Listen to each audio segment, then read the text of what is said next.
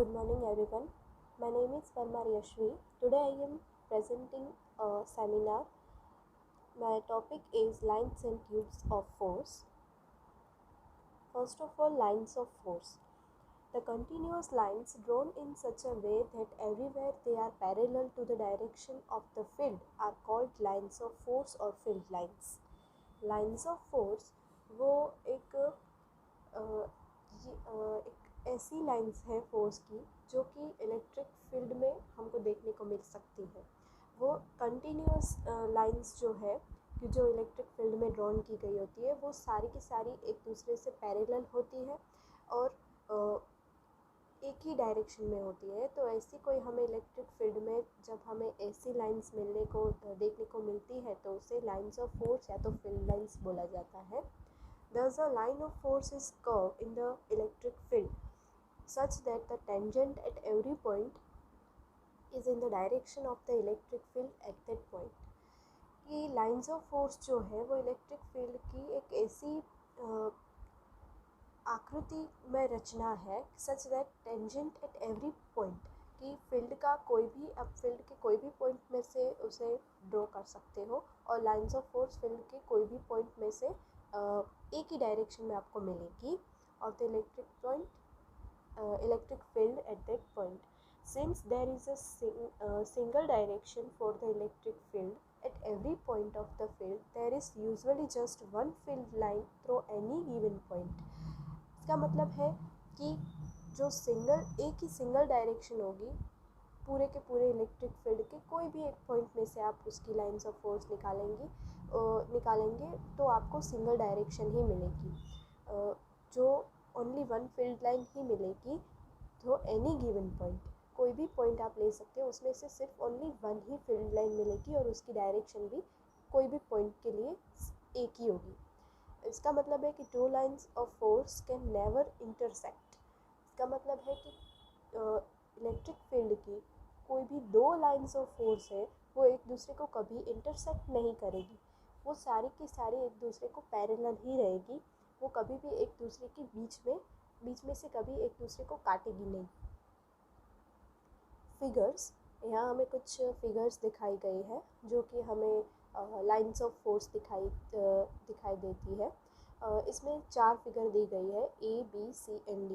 उसमें से जो फर्स्ट है A वो पॉजिटिव चार्ज वाली है जिसमें आप देख सकते हो कि बीच में एक पॉजिटिव चार्ज रखा हुआ है और उसके चार्ज की वजह से आसपास के सराउंडिंग में जो भी इलेक्ट्रिक फील्ड क्रिएट होता है उसमें से लाइंस ऑफ फोर्स दिखाई गई है। वो lines of force positive charge होने के कारण वो लाइंस ऑफ फोर्स बाहर की तरफ जा रही है, उनकी डायरेक्शन बाहर की तरफ है और आप देख सकते हो कि इसमें से कोई भी लाइंस ऑफ फोर्स एक दूसरे को इंटरसेक्ट नहीं कर रही है, सारी की सारी अपनी एक डायरेक्शन में जा रही है। बी फिगर जो है आप देख सकते हो उसमें नेगेटिव चार्ज दिखाया गया है। जैसे फर्स्ट में पॉजिटिव था वैसे बी में नेगेटिव चार्ज दिखाया गया है, लेकिन यहाँ अलग सिर्फ यही है कि नेगेटिव चार्ज है तो इसका मतलब कि आसपास के सराउंडिंग में जो भी इलेक्ट्रिक फील्ड क्रिएट हो रहा है इस चार्ज की वजह से उसकी जो भी लाइंस ऑफ फोर्स है वो सारी की सारी नेगेटिव चार्ज की तरफ अट्रैक्ट होंगी, मतलब कि सारी की सारी जो लाइंस ऑफ फोर्स है वो सारी की सारी अंदर की तरफ आ रही है, बाहर की तरफ नहीं जा रही है। इसी तरह से आप सी में देख सकते हो, सी की जो भी फिगर है वो हमें डायपोल की याद दिलाती है। जैसे कि डायपोल में पॉजिटिव और नेगेटिव दोनों चार्जेस होते हैं वैसे ही सी फिगर में भी कुछ ऐसी डायपोल की फिगर दिखाई गई है जिसमें पॉजिटिव और नेगेटिव दोनों चार्जेस हैं। आप इस साइड पॉजिटिव देख सकते हो, उसकी सामने की साइड नेगेटिव देख सकते हो।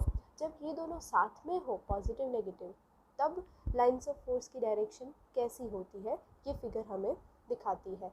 तो जैसे कि पॉजिटिव चार्ज में हमने ए में देखा था कि सारी की सारी जो लाइंस ऑफ फोर्स है वो सारी बाहर की डायरेक्शन में जा रही थी, तो वैसे ही यहाँ डायपोल में भी सेम वही डायरेक्शन में जाएगी, पॉजिटिव होगी वहाँ से सारी की सारी लाइंस ऑफ फोर्स बाहर की तरफ जाएगी। और जैसे हमने ऊपर बी फिगर में देखा था कि जो नेगेटिव चार्ज था उसके अंदर की साइड सारी की सारी लाइंस ऑफ फोर्स आ रही थी, तो डायपोल की जो फिगर सी है उसमें भी आपको यही देखने को मिलेगा कि जो पॉजिटिव में से सारी की सारी लाइंस ऑफ फोर्स बाहर की तरफ जा रही थी वो सारी की सारी नेगेटिव के साइड जाएंगी और वो सारी नेगेटिव की अंदर की साइड आएगी।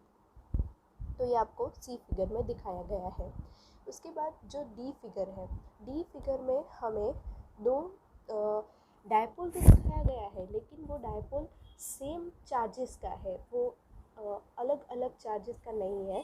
तो इसका मतलब है कि ये पॉजिटिव और पॉजिटिव दोनों सेम चार्जेस हैं।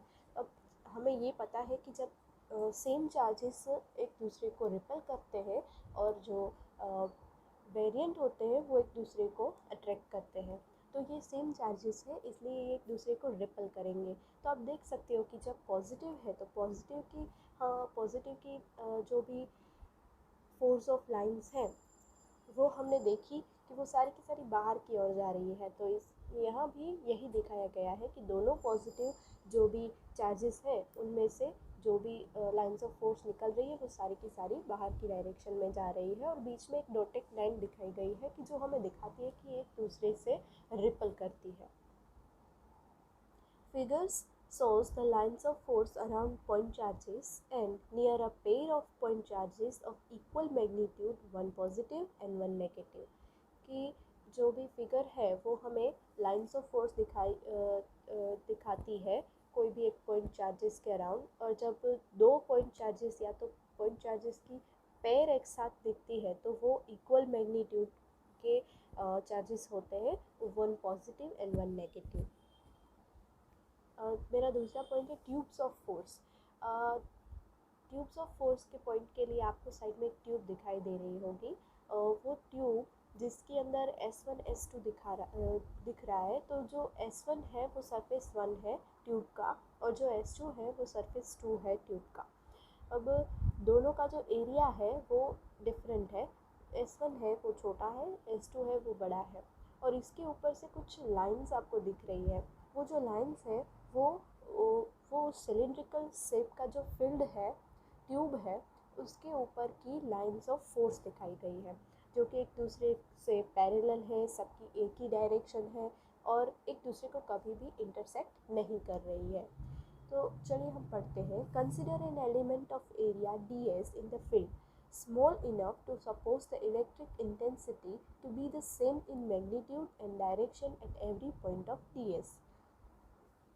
यहाँ हमें ये बताया गया है कि पूरा का पूरा जो एलिमेंट है उसमें से हम उसके पूरे के पूरे जो एरिया है उसमें से हम थोड़ा सा एक छोटा सा पार्ट ds ले लेते हैं एरिया का, और ये छोटा सा पार्ट ds ले लेते हैं जिससे हमें इसकी इलेक्ट्रिक इंटेंसिटी सिर्फ पता चले और वो मैग्नीट्यूड में भी सेम हो और डायरेक्शन भी एवरी पॉइंट के लिए ds की एक ही डायरेक्शन हो, so that the lines of force at all points on the boundary will be approximately all parallel।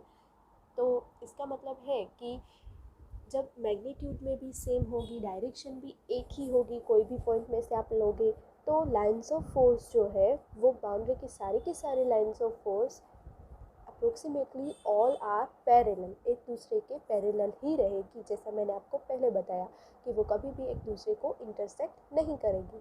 और ये आपको लाइंस ट्यूब्स ऑफ फोर्स में भी दिखने को मिलेगा। जैसे ट्यूब्स की सरफेस है, बाउंड्री सरफेस, उस पे से जो भी आप लाइंस ऑफ फोर्स देख सकते हैं तो वो सारी की सारी एक दूसरे से पैरेलल ही रहेंगी।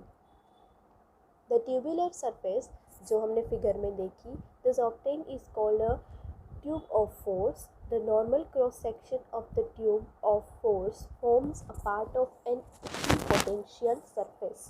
कि ये जो ट्यूब है जो आगे हमने देखी ट्यूब ऑफ फोर्स, उसका अगर हम क्रॉस सेक्शन लें तो वो कोई एक पार्ट फॉर्म करता है जो पार्ट को इक्विपोटेंशियल सरफेस बोला जाता है। Thank you.